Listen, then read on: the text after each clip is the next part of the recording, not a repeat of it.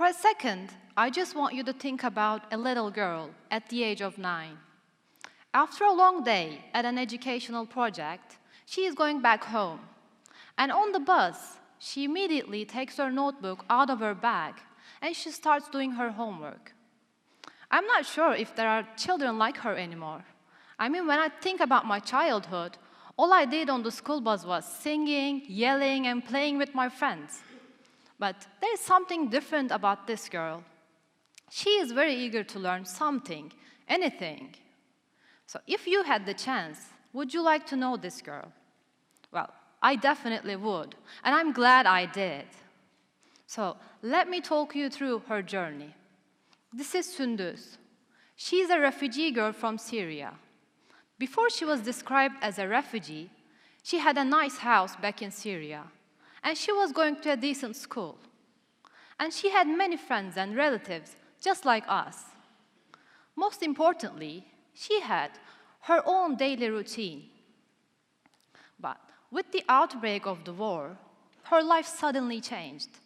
First, the shops around the neighborhood started closing down. And then, she had to stop going to school. And then, for the first time, she had to learn what it feels like to lose someone you really love, like your best friend or your cousin. Just as things were getting very serious, she and her family managed to make it to Turkey. Now, Sündüz is living in a small and overcrowded house in a disadvantaged area of Istanbul. Since the fathers of the families passed away during the war, 2 or more families lived together to afford the rent. Just like many others, Sündüz's family cannot afford both the living and school expenses of their children. So, Sündüz doesn't go to school in Turkey. It is true, she is safe now and far away from the war, but she is facing a new problem. In the absence of proper refugee policies, it is more than likely that Sündüz will work in a textile factory when she reaches the age of 13. Well, it's so sad to see that, when a child is working in a textile factory at the age of 13. I know you felt sorry for Sündüz, but I can say that she is considered as one of the lucky ones, because she might have stayed behind, and she might have been the target of the weapons, or she might have been living in a refugee camp. So, let me talk about some statistics to show you the bigger picture. According to UNICEF, 8.4 children have been affected by the conflict in Syria. This is like 80% of Syria's child population. Did you know 8 in 10 children are in the need of humanitarian assistance in Syria? Or 1 in 4 schools have been destroyed or damaged? Or did you know almost 4 in 10 children are displaced from their homes? Or 4 in 10 children have shown symptoms of PTSD in a Turkish refugee camp? The most important thing is, did you know the United Nations Human Rights Office stopped updating its death toll for the war in Syria in early 2014? Because the reason was it was becoming much hard to verify the deaths after the conflict has dragged on for years. So when this was becoming the biggest tragedies of our time, what were other people doing? When internally displaced Syrians were fleeing towards borders, what has been done? Fortunately, some of the neighboring countries opened up their borders and started taking in refugees. Turkey with 3 million and Lebanon with 1 million are the top Syrian refugee-receiving countries in the world. But what about the rest of the world? What about sharing the burden of the crisis? Well, except Germany with 450,000 refugees and Sweden with 100,000 refugees, other countries failed to take in more than a few 10,000.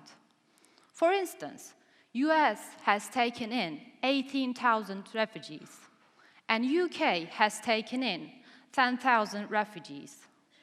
And France has taken in 10,000 refugees, and Italy has taken in 3,500 refugees.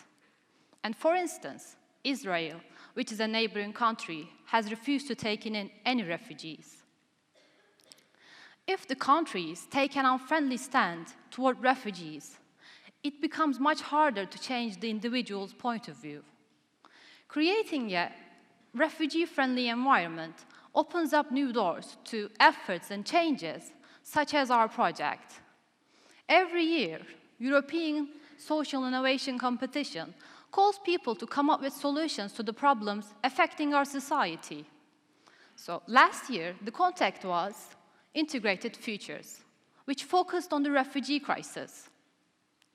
As Turkey being the top refugee-receiving country in the world, we thought we could use our experience and knowledge and create a praiseworthy project. So at the beginning, we were trying so hard to be different and original, and we came up with complicated and multi-stage ideas, but they all seemed unnatural. And then we decided that we will just look around us and see the real problem. In Turkey, local children and refugee children are living mostly around the same neighborhood. But they don't spend time together, and they don't even talk to each other. Also, in both cases, refugee and local children are having severe educational problems. Some of the refugee children cannot speak a word of Turkish. And some local and refugee children are having problems in school, learning to write and learning to read. And they are having basic problems learning how to succeed in the mathematics class. So we decided that we will focus on the children and educational problems. But then we turned to ourselves and asked if we are capable of helping these kids. As university students, we knew we don't have much real-life experience and responsibilities while we are studying. We knew we weren't perfect. But we wanted to combine all of these disadvantages and turn it into a self-sufficient formula. So we created Project Virtuous Triangle. We aim to open up a platform where one university student is matched to one refugee and one local child. So, at weekends, university students will teach basic Turkish and mathematics to the children who are not attending schools or who are attending schools. And to the children who are attending schools, students will provide them with help with their homeworks. But most importantly, in the meantime, they will be communicating, and hopefully, they will establish a long-term friendship. So, with this idea, we have been chosen one of the 3 winners of the European Social Innovation Competition. Until now, we have been improving our project by taking advice from experts such as psychologists and pedagogues and teachers. Also, we have been attending some refugee-based projects to gain experience. We actually met Sündüz in one of those projects called Hope Tent. When we saw the potential she has, we realized once again how important it is to help her and others to achieve their dreams. So next month, with 20 children, we are bringing our project into life. And as 3 university students in their early 20s, we can only reach a few of them. So let this talk change something in you. So let's not just sit around and watch the crisis. Next month, let's reach more people in need. Let's break boundaries. Thank you.